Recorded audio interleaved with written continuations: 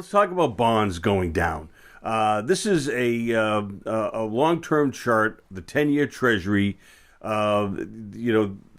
U.S. Treasury bonds, arguably the best credit on the planet, and this dive from 15 plus down to now 60 basis points. And my thought is that the chances of us from going from 60 to zero are about zero, especially if you listen to Chairman Powell. The chances of them going negative is about zero.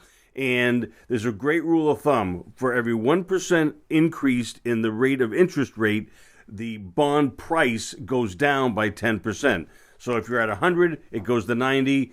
If rates go up another 100 basis points, 1%, it goes down to 80, etc. So the chances of losing money in bonds right now is, I think, pretty substantial going forward. And I like to give you this historical perspective, especially my younger viewers, because they don't have it. They went around, they can't even fathom that rates were 15% at one point in time.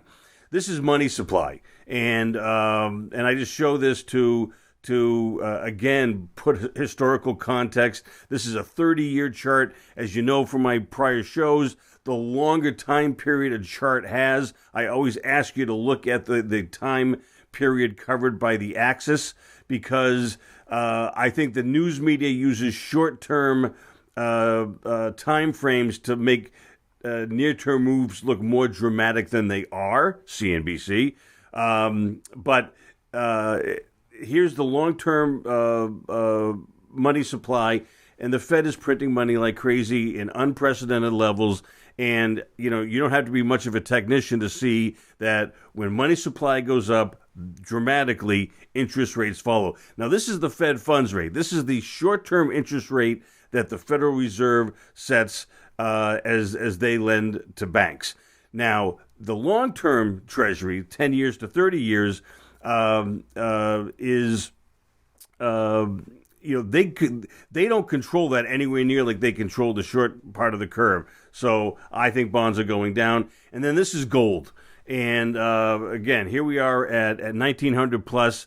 It looks like we're going to take out this 2200 level set back in the 80s, 79 and 80. And it's pretty amazing that this is happening with quote-unquote no inflation out there. But gold's pretty smart. The gold market's pretty smart. And I think that if gold's going up, bonds are going down sometime over the next 3, 5, 7 years. And I think it's a very low-risk prediction because of the zero floor we have versus 60. So have I beaten that horse dead enough? Yeah. Okay, thanks.